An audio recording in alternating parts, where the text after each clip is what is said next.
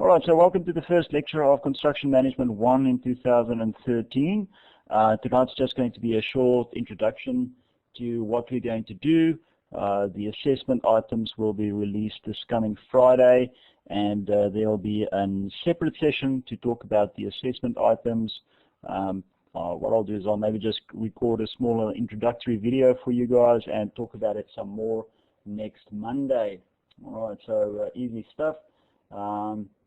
Who's worked with Blackboard Collaborate before? If you can just give me a green tick so that I know, and because I know I saw Charmaine last night and Mitchell, I saw you guys last night as well, so everybody's basically worked with it before, and so we should be okay with Blackboard Collaborate. And welcome back to Chris.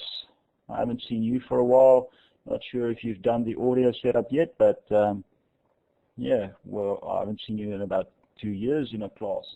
All right, so I'll jump straight into Construction Management 1 over there, and what we'll do tonight is I'm going to turn the tables on you and ask you guys a few questions, and I want you to just type in the little chat window, give me a little bit of feedback on what you guys think you will learn in the next say 12 weeks or so.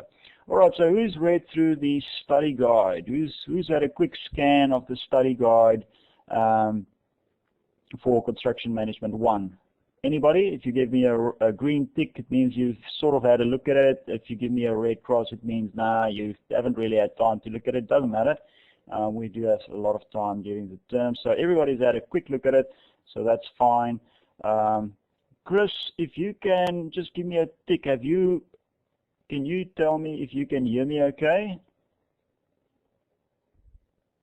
All right, so there we go. Chris is just quickly doing the audio setup. So what we might do is we might just continue slowly while Chris is doing the audio setup, and we'll go through the rest of the lecture. All right, so those of you guys who joined me last night for Building Sector Management, this will look really familiar.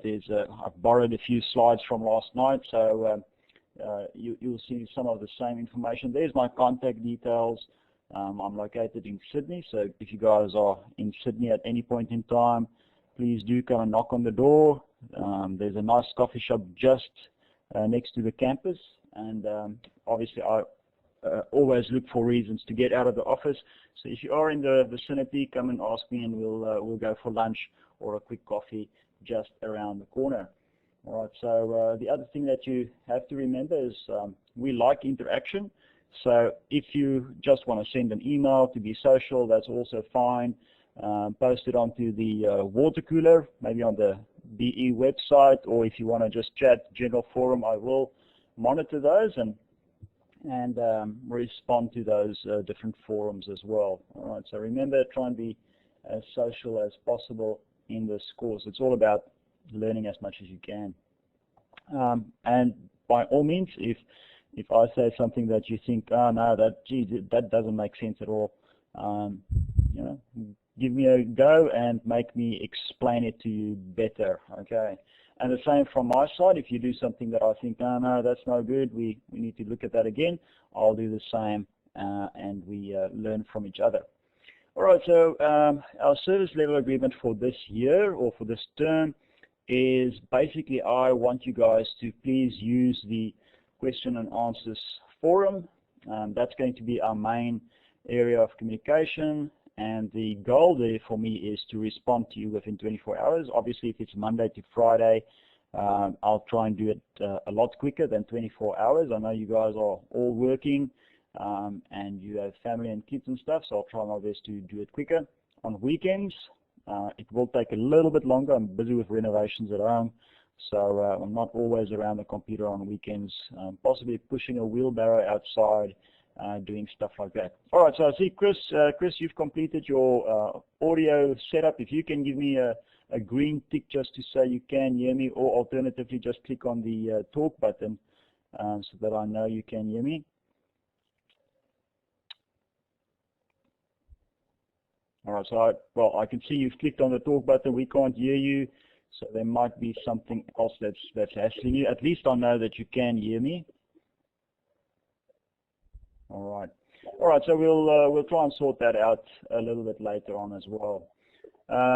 Also, welcome to Corey to the course, and you know what we'll do is there we go, Chris. I can hear there's a little bit of feedback, so maybe you've got the mic going now.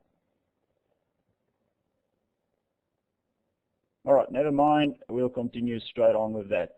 All right, so no mic for Chris tonight. You can use the chat window if you like.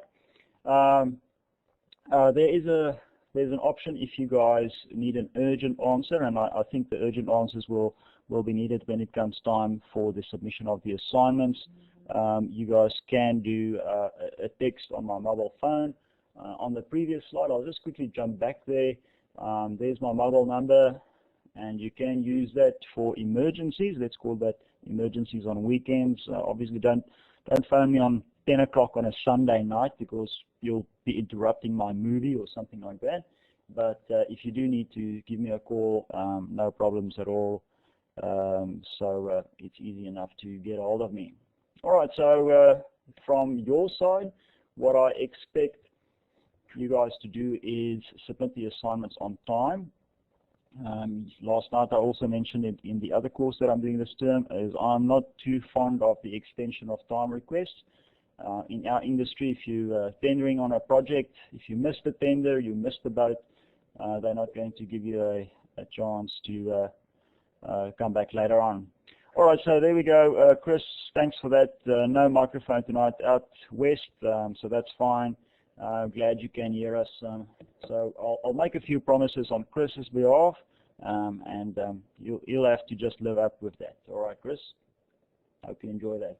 All right, so the topics that we are going to cover in the next 12 or so weeks, we are going to have a brief introduction to each of these. Now remember, these sessions that we have at night, we typically run them every Tuesday night, and they start sort of around 8 o'clock.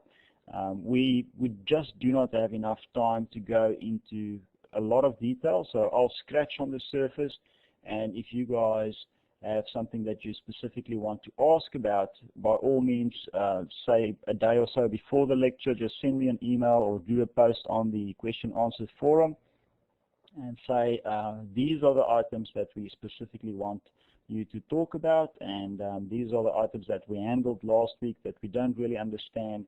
If you can talk a little bit about that as well.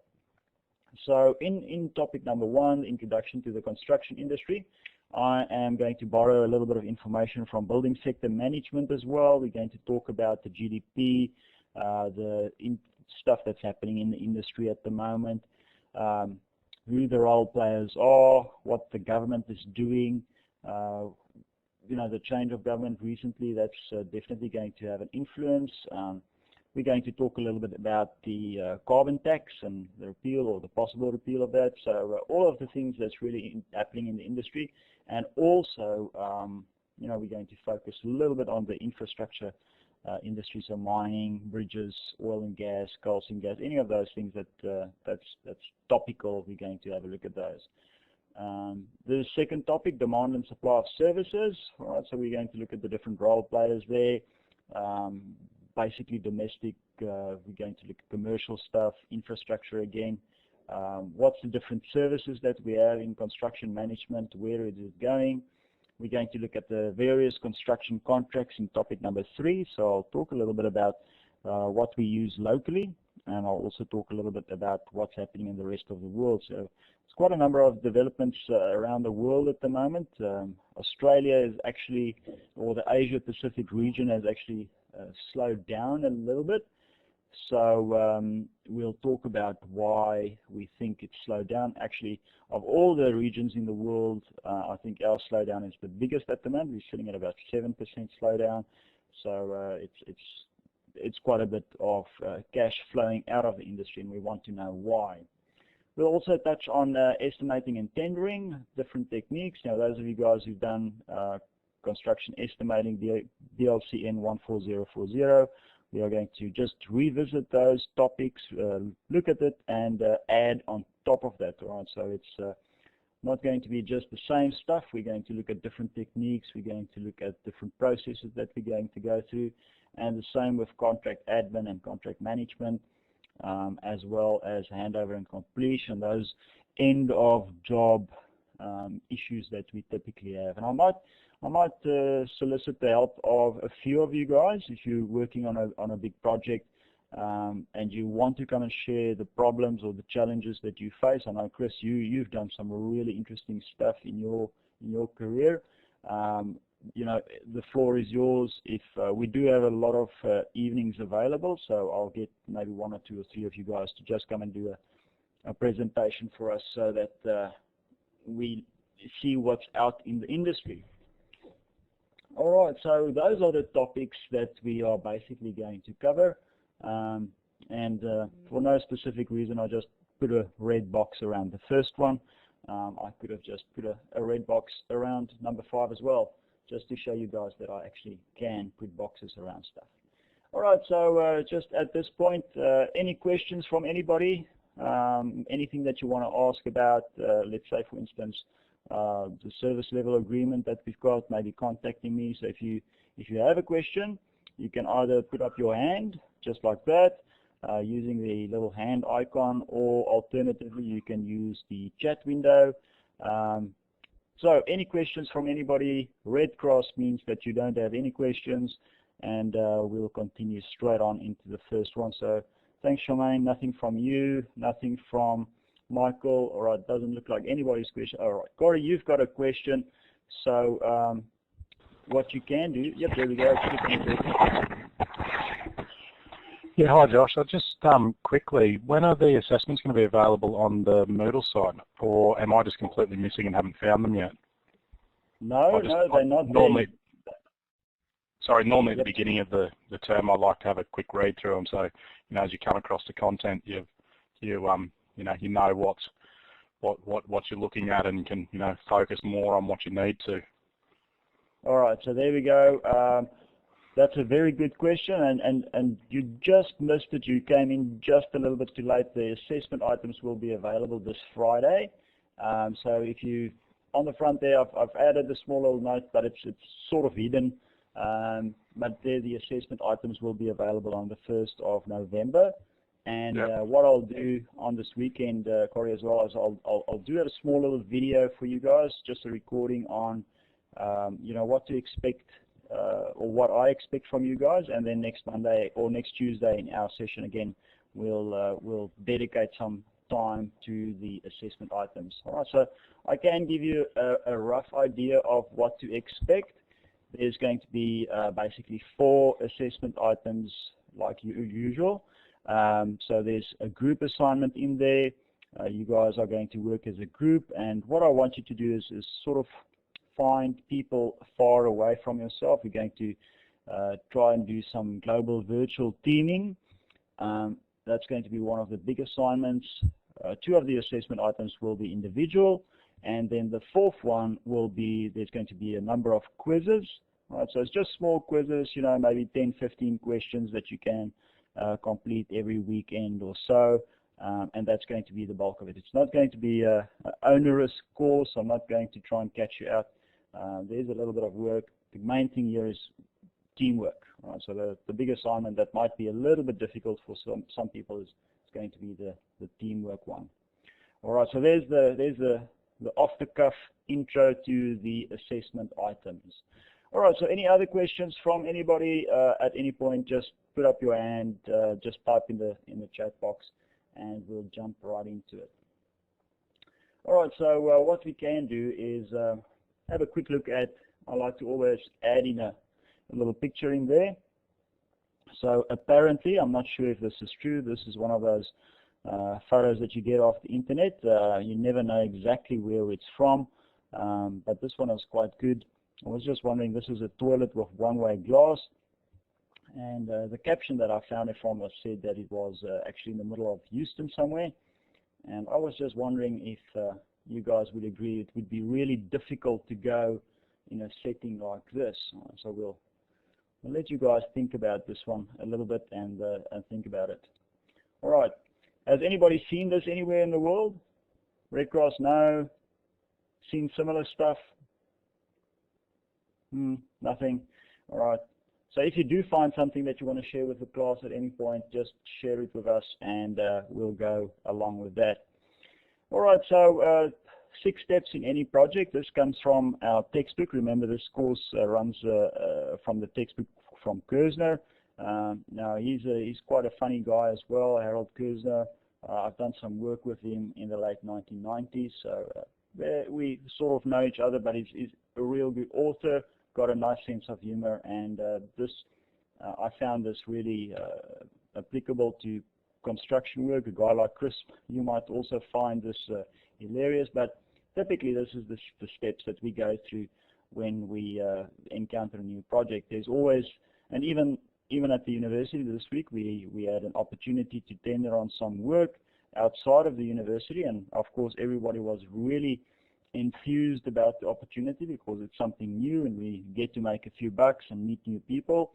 But then as you start going through the documentation, the scope of work becomes a little bit more clearer, and then of course you realize, oh, okay, we don't really have a good understanding of what the client wants. We don't really understand exactly how we're going to do it, and something that we do know is we just do not have the resources to do it. And that obviously leads into a little bit of panic, sort of a hunt for the guilty.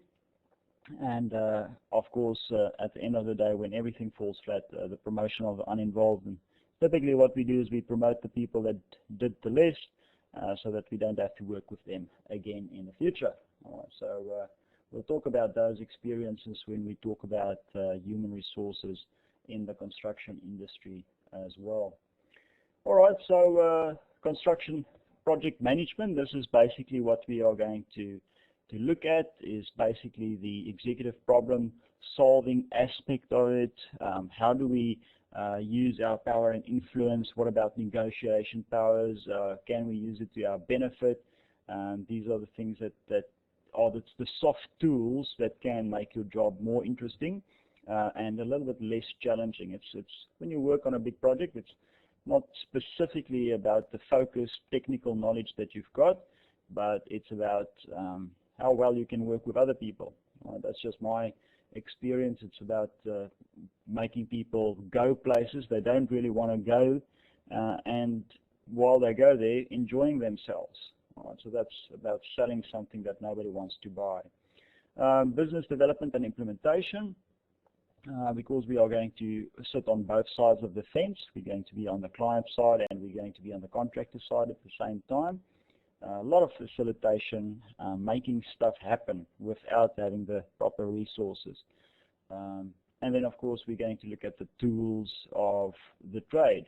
So basically the tools of project management, and specifically those little quizzes that we're going to have for each of the different topics. Yes, there's a textbook for this one. Charmaine, if you have a quick look at the course profile, it's the 11th edition of Kersner's project management textbook. So if you can't find it, just let me know. It's a really good book. It's what I did is I've prescribed the 11th edition of the book, so it's brand new. It's available through the bookshop. You can order it through the bookshop, or you can just go online and see if you can beat the university's price. I paid $99 for mine, so it's not a cheap book, but it is it's just more than 1,000 pages. So it's a nice textbook. If you haven't done the courses construction planning yet, you're going to use it in that one as well, and infrastructure planning as well. You're going to use it in there also. All right, so those are we're trying to sort of minimize the cost of textbooks, but that's the textbook, Charmaine. So if you can't find it, just let me know.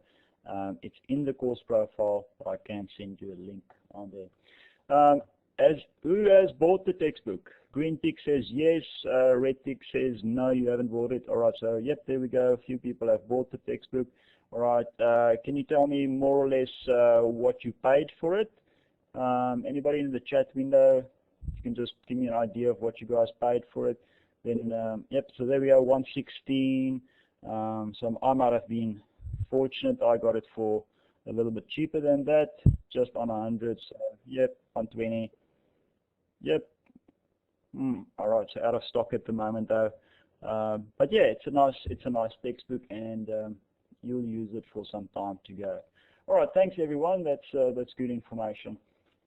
And Charmaine, let me know if you struggle finding that textbook. All right. So something else that we're also going to look at is integration. Yes, it is. It is really big. Now, I have to carry that book on the train every day, so I slog it home and I slog it to the office every day. So yeah, I'm going to have to put in a claim for some kind of medical disability at the end of the course, I'm sure. Yeah, it does put a little bit of weight in my bag. So yeah, what we're going to also look at is the the whole management aspect of project management, what the different structures are, what the accountability levels are, what's the difference between accountability and responsibility. Can we teach somebody to be a manager? Can we teach somebody to be entrepreneurial? What's the different management approaches that we've got, and the culture, and of course the utilization of teams in there.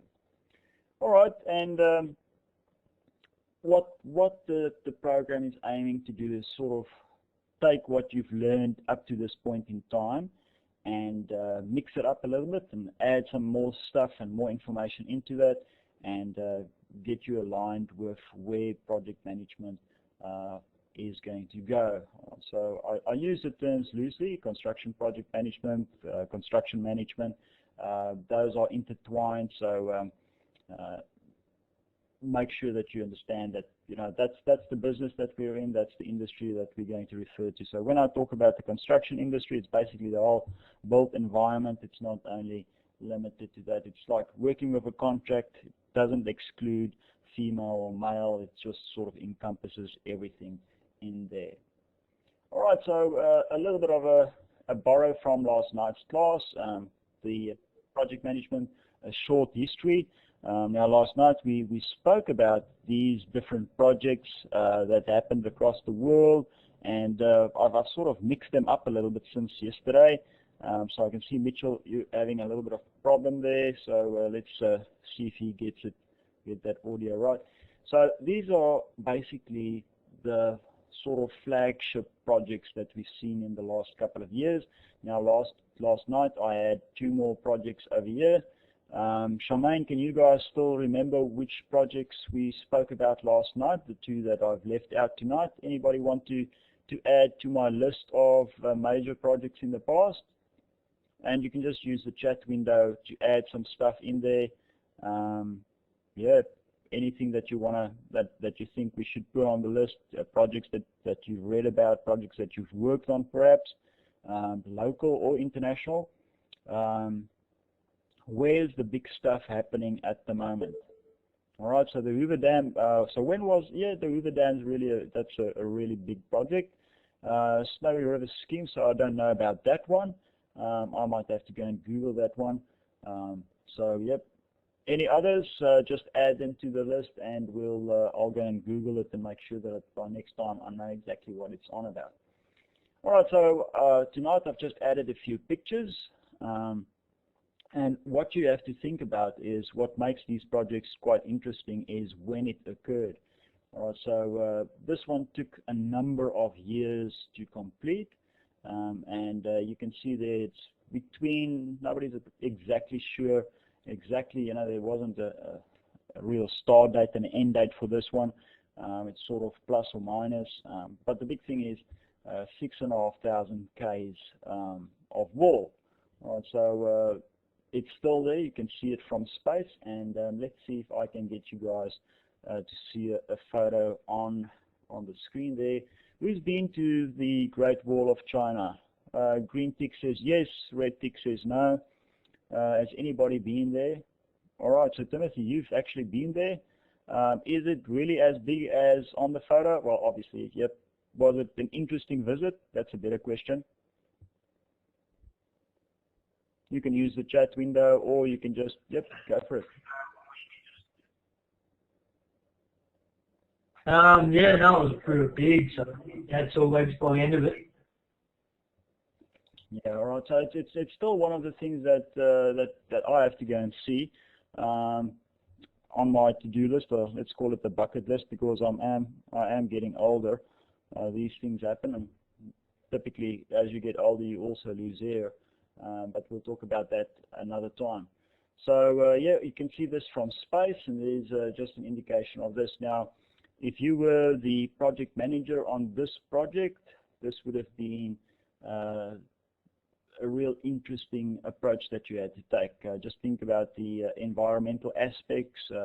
If the greens had been around, how would that have changed things? What about the indigenous owners of the land? All of those aspects will have an influence on the execution of a project of this size. So Chris, I can see you typing a message, but I'll read it as soon as you finish that.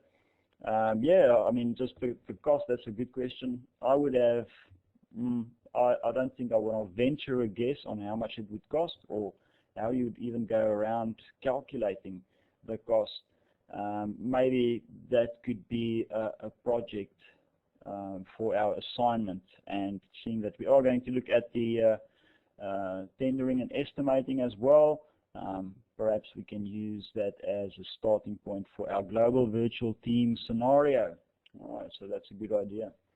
Thanks, Chris. I think you've just solved my question about the assessment item. All right, so those of you guys who struggle with the assessment item can thank Chris. All right, so the next project there, the Suez Canal, also very interesting. Once again, look at the time that it took to do this project, 11 years by today's standards. So I think today we typically try and finish projects in about 4 to 5 years maximum. If it's a commercial building, obviously a lot quicker. It's really expensive when it takes many years. If we look at organizations in the Middle East, what they do is they start commissioning the construction work early on, so that they can start getting an income out of it. The same with plants, gas to liquid plants in Africa, for instance, where they start commissioning the plant before it's actually handed over to the client, so that they can start getting an income out of it. So interesting contract vehicles, those procurement vehicles that they use to facilitate that. And later on during the program or the course, we will talk about those strategies that you can use to make sure the contract work for you, and that you can actually get an income out of that project. So this one, 1,900% cost overrun. This would be the end of any project manager by today's standards. I would definitely run away if I was involved in a project like this. But there you can see I've added basically 2 photos for you. So let's see if I can add a red line over there. So there you can see that's basically the whole length of the project. And if I remember correctly on the previous slide, it's 163 kilometers. So a fair distance. And of course that made a big difference, because they did not have to sail around the Cape of Good Hope anymore. Shaved off a number of days of that sea journey. All right, it was the object of military action in the 70s, so real interesting stuff. If you guys struggle to sleep at night, you can go and Google the Suez Canal and read all about the wartime efforts in Egypt. It was really interesting the way that they commissioned it, and the people that they used to commission it. All right, the next one there, just part of our introduction to project management. The Concorde was another good example there. Now, interestingly enough, some people add an E and some people don't add an E. I'm not sure if it's the French or the French or the British pronunciation, but yeah, not really that important. But again, if we look at the cost overrun, this still remains the fastest commercial jet airliner ever built. Right, it hasn't been we haven't been able to surpass the achievements of this project. 1969 is when it actually commenced, and it sort of closed down about 3 years ago with that crash at Charles de Gaulle Airport, just outside of Paris. So yeah, quite a mean feat to fly 5,500 k's in basically 3 hours. New York to London. Very small plane. Has anybody been on the Concorde? Green tick says yes, red tick says no. Anybody? All right, so it's parked. There's a few of them. Yep, there's a few of them parked in the museums. There's one outside of Heathrow at the moment. I'm not sure if it's still there. I haven't been to Heathrow for a while. It's a lot smaller than you think, because I think we all have this idea of 747 and A380s. Nice picture of the Concorde there. Delta wing configuration, 4 engines. And of course the cockpit. The cockpit grows by, or there's a, it expands by about 40 mils, so that's about 4 centimeters that it expands due to the heat. Really interesting how they overcame the expansion of the metal sheets on the bodywork of this. Alright, so moving on to the next project. There we go, Sydney Opera House. I'm sure you guys are all familiar with this one. We'll just quickly focus on the overruns again, and this one is quite controversial. Quite recently they said no, it wasn't 1,400% overrun. It was actually a lot less. So there's a number of articles that we might discuss in our weekly forums about the Sydney Opera House. Also, quite interestingly enough, the Sydney Harbour Bridge, there's basically an issue at the moment where the Sydney Harbour Bridge is now reaching the end of its life, and the New South Wales government need to decide exactly how they're going to get around that. Is it possible to maintain the Sydney Harbour Bridge indefinitely, or will it have to be replaced at some point in time? Alright, so those of you guys who've been with in Daryl's class in the last term, I think he also had a discussion about this. So the power supply for the Opera House can power up a small little town, let's say size of maybe Gladstone, or maybe not Gladstone quite, but yeah, I think Gladstone sits at about 45,000 people at the moment, so interesting to see how much power this building consumes. Alright, and there's our nice picture. All of you guys have seen that. I go past there every day. One of the reasons I moved out of Rocky is because we don't have stuff like that in Rocky, and sitting on the train, it's always nice seeing these things. Alright. Any questions at this point in time? Red Cross says no questions. Alright, so nothing from anybody yet. Alright, so recent developments in project management. So Gantt charts, those of you guys who've worked with Gantt charts, and most of you guys will work with this in a project management sense. It was started by Henry Gantt, and he was a shipbuilder, and in the First World War, he was a shipbuilder for the Department of Defense, so he was, or for the Navy, and he was responsible for organizing the logistics behind shipbuilding, which is sort of a dying industry as well. We don't see a lot of that happening anymore. So it's going to be interesting to see what we do to maintain it. How is it going to be maintained in the future?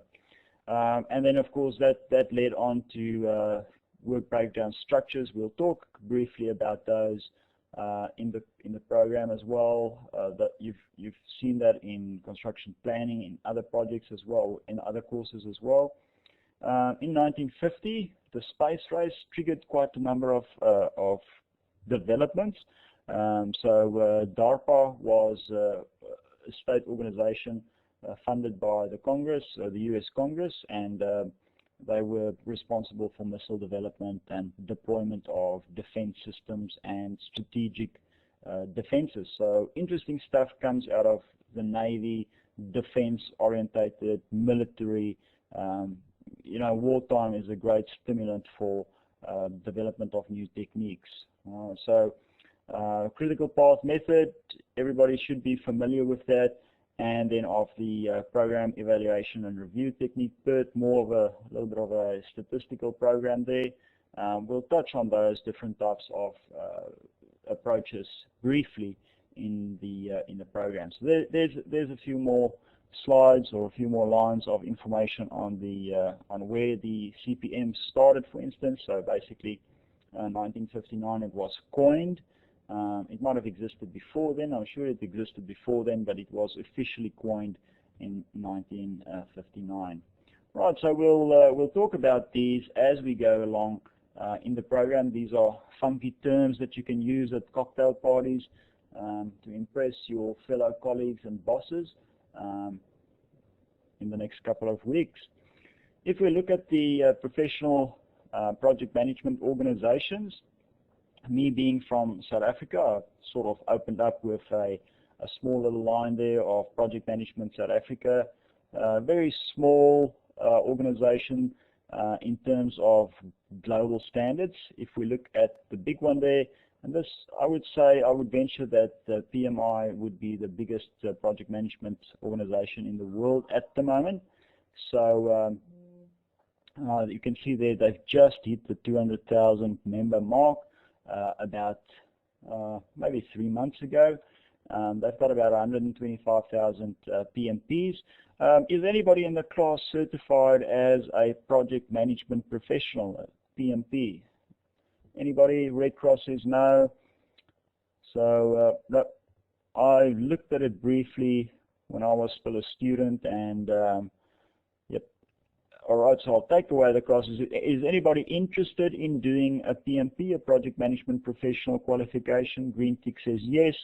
The university does run a few programs in the PMP, so if you guys are interested, just let me know, and I'll make sure that you get the information from the university.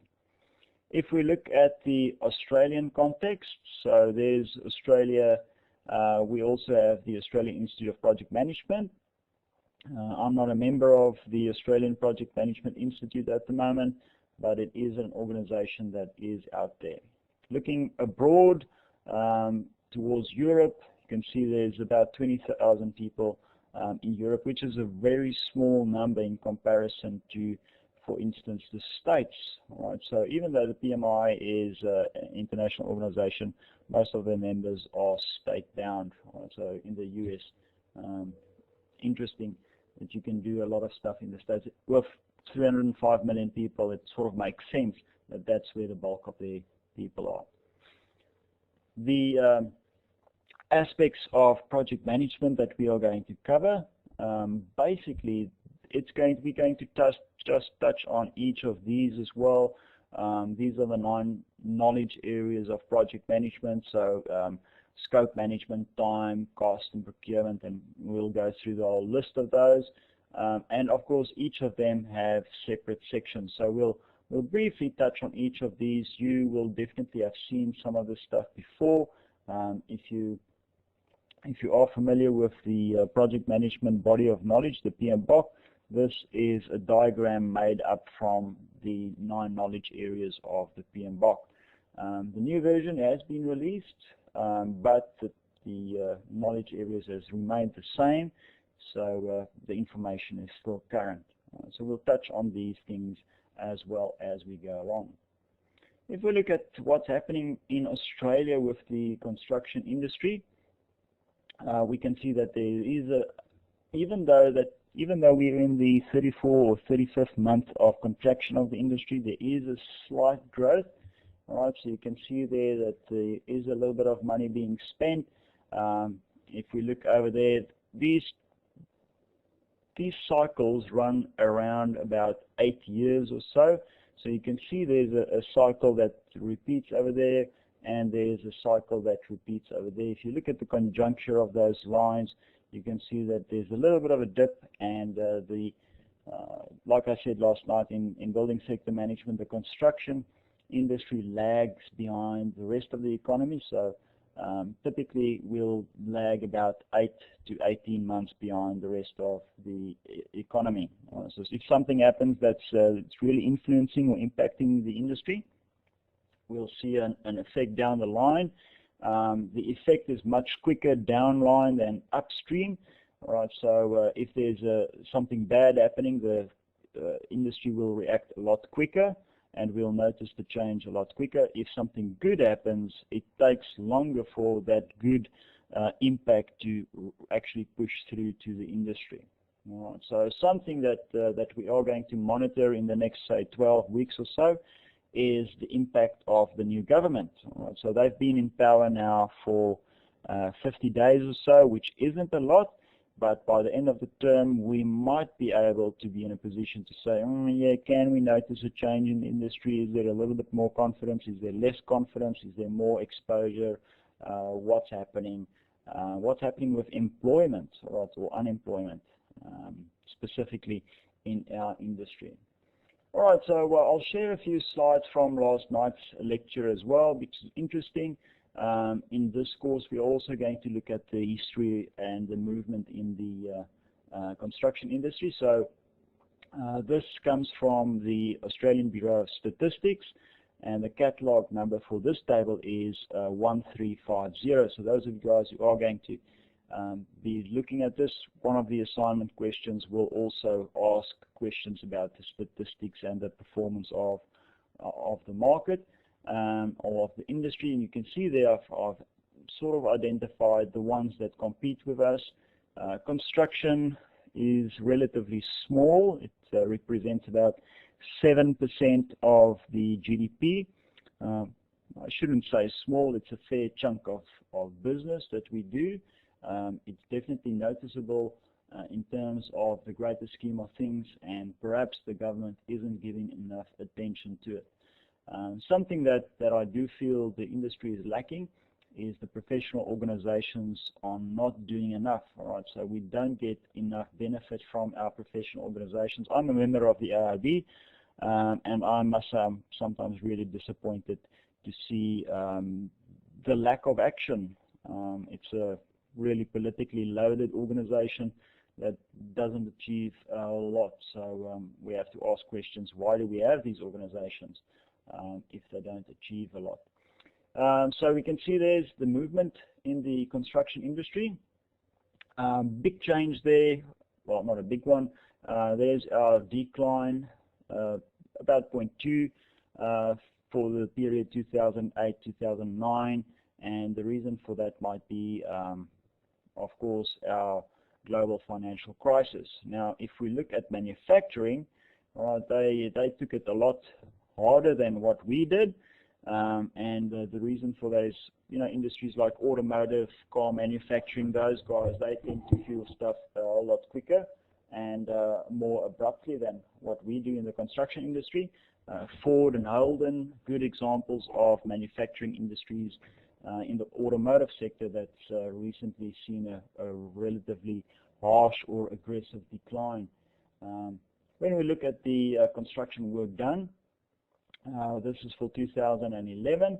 You can see there's definitely a bit of movement in the industry, some declines, some inclines there. Engineering moving, so this would be gas to liquid plants, industry, infrastructure projects, bridges, roads, anything like that that has nothing to do with residential or commercial construction projects. So there's quite a big chunk of that happening. If you look at Australia, it's really a big, basically, continent or country, and we do have a big need for infrastructure. Looking at Queensland, the Bruce Highway must be the best example of a really bad road at the moment. Driving up and down between Brisbane and Rockhampton is not a lot of fun.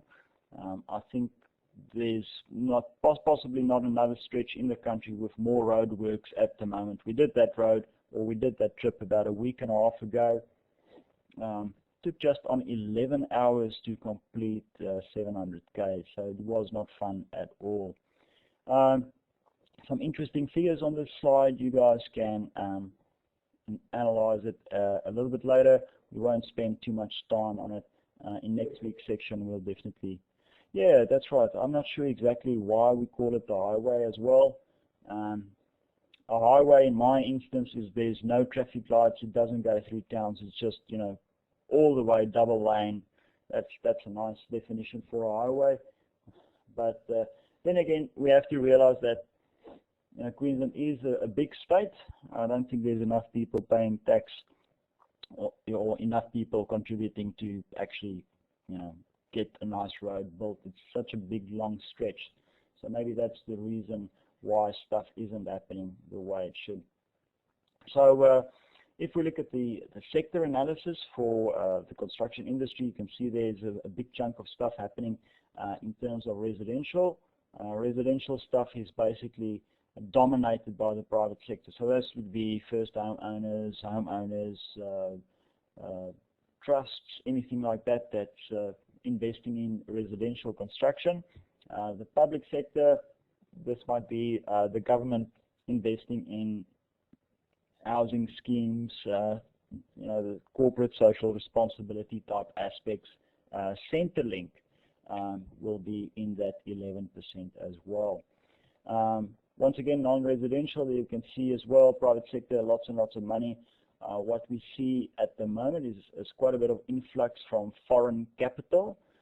So quite a lot of foreign ownership of Australia at the moment. So that should send off some alarm bells at some point in time. I think they should increase that limit. At the moment, I think it's 2.5 million. Anything under 2.5 million does not attract any attention for foreign investment. So that's quite a big number. Anybody in the industry that's working with those numbers, I know that's changed recently. If for next week you can find us the real number, I'll also make a note to go and just make sure it is 2.5 million. Non-residential, 39%. Yep, makes sense. So the bigger year is basically infrastructure and engineering projects. There we can see that it's basically a 50-50 split there. Government and in there, it's not just the public sector that sits there. There's quite a number of PPPs, those public-private partnership projects happening at the moment, and we'll talk about those. That's also, of course, a really funky vehicle, the procurement vehicle that we've got available. All right, so let's see if I can make the slides move on to the next one. And there we go, demand and supply. All right, so different demands that we have, and this relates back to construction management as well, or construction project management, because we have different skills or different skill sets for the different sectors of the market. All right, so the question that we have to ask is, do we become focused just in one sector of the market, or do we sort of get a little bit of exposure in each of those markets, become a jack of all trades, master of none, or do you really become focused in there? And I think that's the type of question that you guys have to ask yourself when you get to the age of, say, 35, 40-ish or so. You've been in the industry a number of years, and you've now reached the point where you say, am I going to stay with the company that I'm working in at the moment? Am I happy with my job, or am I going to start doing my own thing? All right, so the moment you start making those types of questions, these things become really important, because if you want to become good and focused in a specific area while working for yourself, it's a good principle. But if you want to make sure that you remain internationally mobile, it's maybe a good thing to have a little bit of a wider focus, because your market exposure might just be a little bit wider if you want to move or jump companies later down the stream. All right, so we'll talk about those things, and I'll add some of my own personal experience in there, and I'll expect you guys to, of course, also talk about that. Global financial crisis, 2009, basically history now. If we see what's happening in the US at the moment, the shutdown of the US government, interesting times. My brother lives in Orlando. He's every week or so I chat with him, and it is chaos over there at the moment. They've opened it up again, so we'll talk about exactly what happened there. Is it possible to happen over here as well? What's the spin-offs going to be? How is it going to influence the Australian or the Asia-Pacific industry? All right, so yep, we're going to talk about that pendulum effect. Remember, I said the conjunction for the construction industry is about 8 years. So every 8 years or so, it sort of repeats itself. There's a slight increase, a slight decrease, and it definitely goes through these cycles. All right, so the market demand that we've got, different sectors, of course, infrastructure, engineering, residential, non-residential, just a little bit of information for you guys to look at. And you can see there the demand, the current demand. It goes up and down, and I try to every year when we do these programs, we update the numbers. These numbers are from the Australian Bureau of Statistics, so it's interesting to see where the flux or where the market is going. All right, so residential still big demand. There's still a lot of people investing there. If you look at the number of or the immigration numbers for Australia, quite a number of people coming into the country, so it's interesting to see how these things grow. So if we look at the current market conditions, and actually that should be 2013. This happens when you update stuff very close to the presentation time. You forget to update the headings to the slide, so that should be actually 2013. And you can see there that there's a slight increase in just about every area except Queensland. So interestingly enough, there's a slight decline there, big decline for Murrumbidgee. About a year ago, Murrumbidgee was in the news for exorbitant median weekly rent, $3,500 for a reasonably small place. That same place now goes for about $890, which is still expensive by Metro City standards.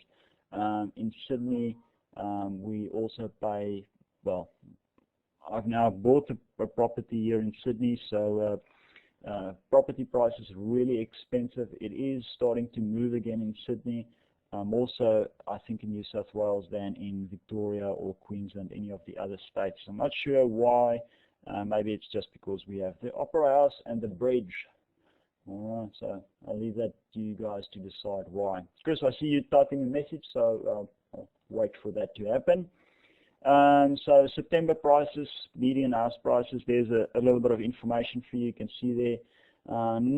Not a big difference from 2013. These numbers are more or less stationary. Yeah, small cabin, $900 a week. So miles, where would that be? Is that like, so let's just see where Chris is at the moment. That's quite interesting, $900. All right, 400k is west of Brisbane. All right, yeah, that's quite a lot of money for a small cabin. Obviously, if it's, I think if for these FIFO, fly-in, fly-out mining operations, there's still a big demand for that. What we see is that the small towns, this last week, the university actually published some papers about that the small towns don't get the benefit of the FIFO investment. So we'll see. Hopefully they won't legislate everything to death. I think our end will be, all the legislation that's killing the industry. So let's see where it goes. All right, so that's basically what I wanted to cover for tonight, just a brief introduction. I didn't really plan on going through a big lecture. What we'll look at next week is we'll start looking at the procurement strategies. All right, so this is just a little bit of a teaser for you guys. We'll look at the different strategies that we have in the industry. Next week we'll also talk a little bit about how to attack the assessment items, how to attack the quizzes that we've got. For each of, if you go into the study guide, and maybe at this point in time I'll just quickly share my desktop again with you guys. Just move this out of the way. If you download a copy of the study guide for yourself, that's always a good place to start. I've updated that recently, and I've also given you some information about the chapters that you need to refer to in the textbook. All right, so also have a quick look at the text. Let me see if I can make this slightly bigger on the screen. So for each of the topics, I've given you guys a rough indication of the number of hours that you could expect to spend on it.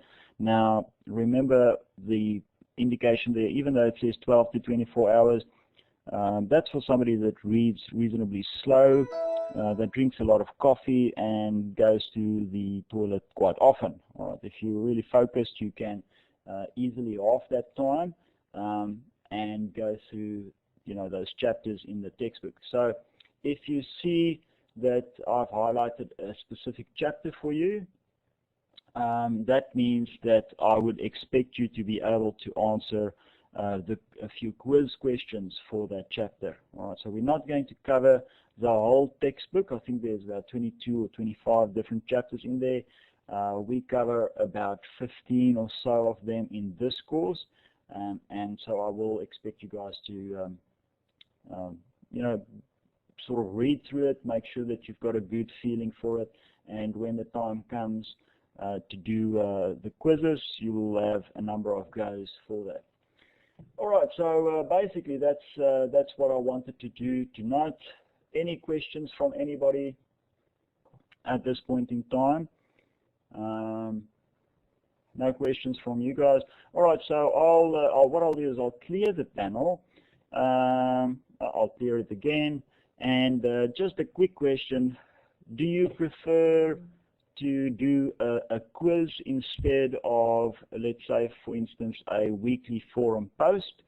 If you say yes, I will look at increasing the number of quizzes, because the quiz is instantaneous. You get your results immediately. It is open book, and you can do it. What I'll do is I'll give you guys 2 weeks to complete each of those quizzes. It's not going to be difficult. So it looks like what we might do is we might see if we can find a nice balance for those. There will be at least 6 activities in assessment item number 4. So that's what we'll do in there. Few online posts and a few online quizzes over there. All right, so there we go. Excellent. Thank you, everybody, for joining us tonight. We've had a really good turnout tonight. As I say, next week we'll by Friday, Corey, will have the assessments out there. All right, so possibly they'll be out a little bit before Friday. In any case, what I'll do is I'll do a news posting so that you get an email about the assessment items and you can start looking at them. And I'll do a small little video for you guys so you know what I expect from you. And if you guys have any questions, just post it onto the questions and answers database. All right, or the questions and answer forum, and I will respond to those questions. All right, so if we don't have any more questions, Red Cross, I might just close the session for tonight, and I'll see you guys again next Tuesday. All right, great stuff. All right, so we'll stop the recording.